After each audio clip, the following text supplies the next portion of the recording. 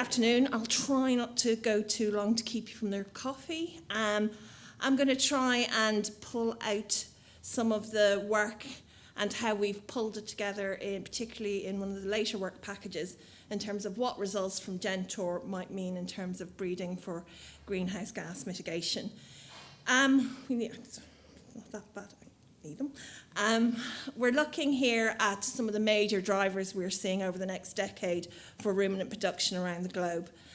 GenTORE is a European project, but obviously, particularly from a genetics point of view, there could be influences beyond the borders of Europe. But also there could be lessons in terms of technological developments and implementations of new breeding goals and tools to support those for developing worlds. So this just came out last week, which are the sort of agricultural outlook from the OECD FAO annual publication. And we can see here, looking at both aspects of cattle production in terms of meat as well as dairy, and we can see that over the next decade, there is still going to be a projected growth of consumption and production of all meat classes around the globe, but over 90% of that production and consumption is going to come from lower middle income countries. Overall, beef production, albeit tiny, is up across, production is up around the globe, but consumption is down in the EU. And if we look at dairy, we can see similar increases in demand for these products, both based on population and affluence growth, particularly in terms of in India and Pakistan. And we can see when we're mapping, and the OECD have mapped these out, that we have greater efficiency of milk production, sustaining the yield and production increases. So what does this mean in terms of greenhouse gases? Are we already de facto breeding for greenhouse gas mitigation? And the answer is just a tiny bit.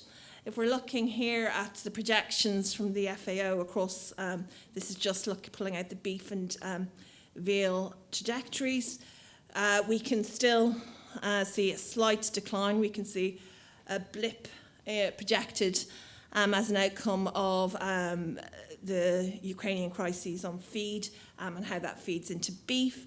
But basically over the next 10 years, a relatively flat curve in what might be a projection of what breeding is doing for emissions intensity already. Important to note, though, here also is the yield gaps, and how this might feed into not just breeding in Europe, but how we inform breeding around the globe.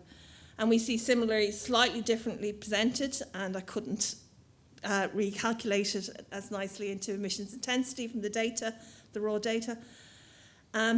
Again, similar levels of yield gap, looking at the black dots between our different regions of the world, and these do not match where that production is going to happen.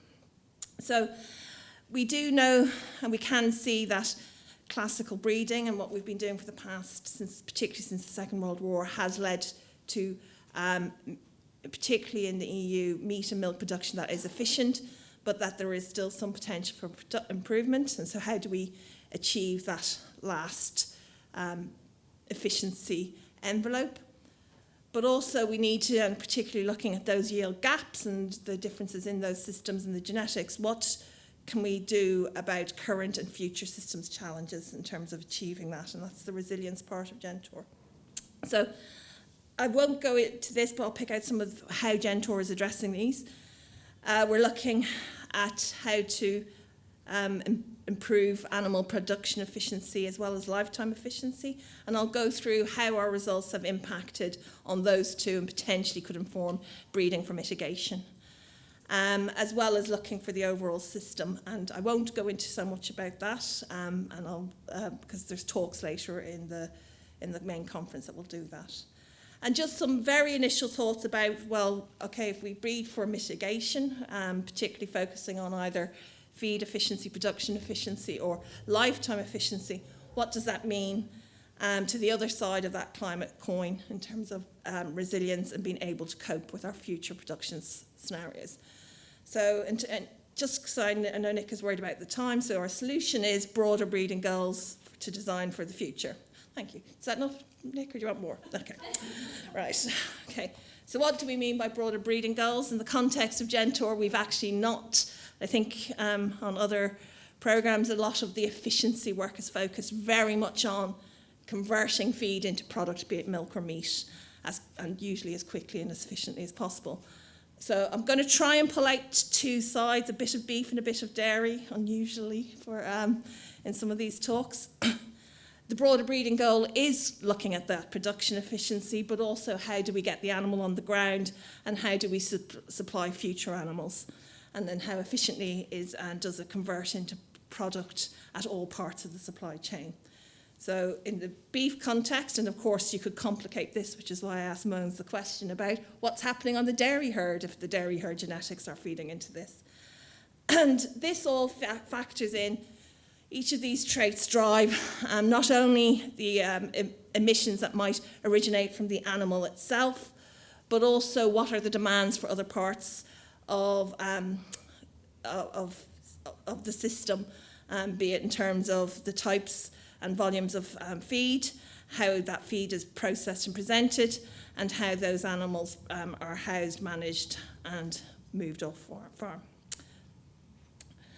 So I'll just go through some headlines, looking at adding improved production efficiency, and we have added to this knowledge as well as, and I haven't been able to contextualize all of these in terms of moving away from just simple output efficiency through to genetics of lifetime efficiency. Building on, so what we've done is taken some of the results and some of the headline results, particularly from Work Package 2, but also Work Package 6, and some of those have been presented.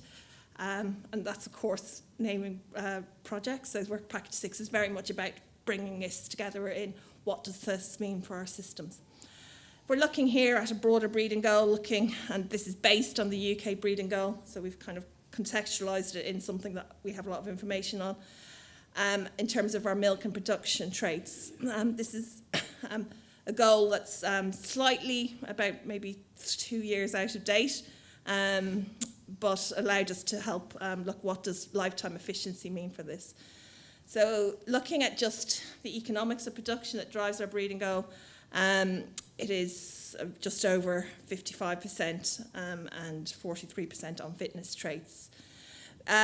We've developed in the UK ways of including broader environmental impact by using IPCC methodologies and environmental economics methodologies to enhance our economic values using what is the shadow price of carbon.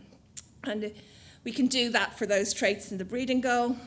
However, if we just use the classical IPCC model, you can see there's a slightly higher weighting on production than we had with just the economics, just because of that, the impact of milk and the feed that drives it in the classical IPCC framework. This has impact comparing what my breeding goals look like with those of various improvements, and we'll just focus on the bottom line there because we don't have time to go through that all. In terms of, if we focus just on optimising for economic return, we can see that there's just over £7 GBP, Great British pounds, economic gain per cow per year, and 33.5 kilogram of carbon dioxide equivalent per cow. Now, if you remember back a few slides, that's actually quite a substantial amount of carbon saving within the dairy cow. I knew I'd miss one of the tabs. And if we look at just the greenhouse gases, what we can see is a far lower economic return, because actually what that goal is pushing us is milk production based on the IPCC calculation. So we achieve quite a substantially larger amount of GHG saving, but a halved amount of environmental. So what GenTORE has shown us through, and this is just one example of the papers that have looked at this, is looking at the efficiency within and across the production lifetime and cycles therein is really, really important. So, this has already been outlined. So if we look at enhancing and using the same environmental economics to estimate weighting for lifetime efficiency, so incorporating the feed efficiency, but also those wasted days across productive life cycles. What we see is a weight that is slightly higher than we have for the traditional lifespan weight in terms of environmental impact. And this kind of redresses some of that balance between that we saw when we just added the traditional ways of IPCC in our environmental goal. So rebalancing it to be less on production for the first time in these three scenarios and more. Sorry, that should be 52. I didn't type that properly.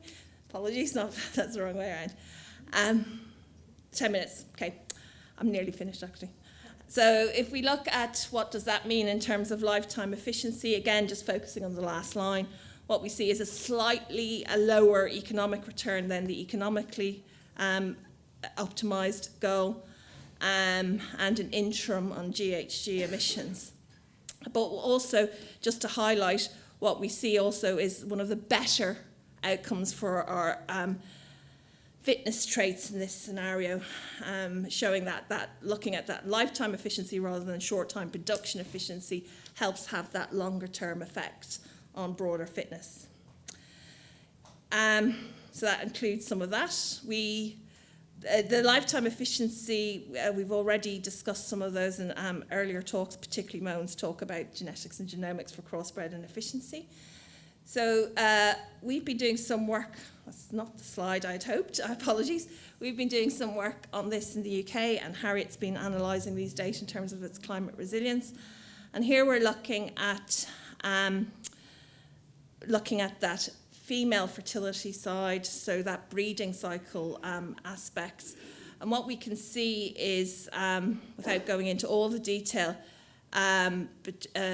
nearly just over 2 month difference in terms of an interquartile range between our top and bottom bulls in the UK for age at first calving, which has benefits across, and in a similar way to how we calculated for dairy, of a value of 95 kilograms of carbon dioxide per cow equivalent per annum and nearly 50 pounds per cow calving.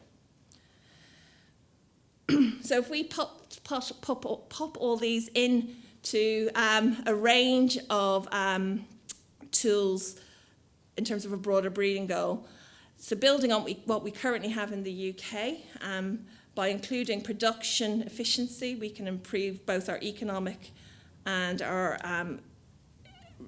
greenhouse gas mitigation.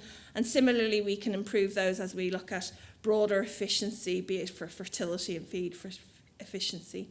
And genomic information helps to achieve that further. I'm going to skip past that because that just puts that all in a bar chart, looking at beef and dairy together. What I wanted to just highlight, and we're just pulling together the final details of this, it's a little bit hot off the press. So Harriet showed some results earlier about what the differences might be in terms of production under climate challenges, and Jay Burns will be talking on Thursday afternoon, I think, thanks, not as well as Moan's, about how this might play out in terms of a dairy breeding scenario. So if we look at a slightly simpler version than Jay's, if we put those climate limitations on those future genetic improvement trajectories, what we may have is animals that mightn't be able to cope or achieve the genetic improvement potential. And this has impact in terms of looking at the limits to the production efficiency in terms of both economic and environmental efficiency. But just wanted to highlight that breeding limitation, so losing a calf or being 2 or 3 months later calving for the first time or not being able to get back in calf have a far bigger effect if some of the climate projections, some climate impacts actually occur. Okay. So I just wanted to highlight that climate resilience, we can't ignore it by just even looking for lifetime efficiency and incorporating that in a broader breeding goal. Still, those future climates, even within a hardy UK breed, might be limiting. So we need to make sure that we don't just go down efficiency only and not think about a strategy about how those future systems might supply and deliver that efficiency.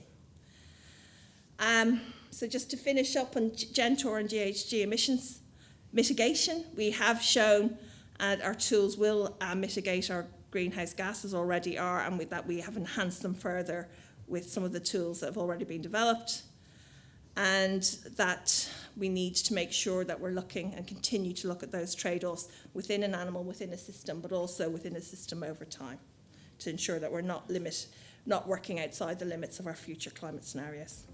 Thank you.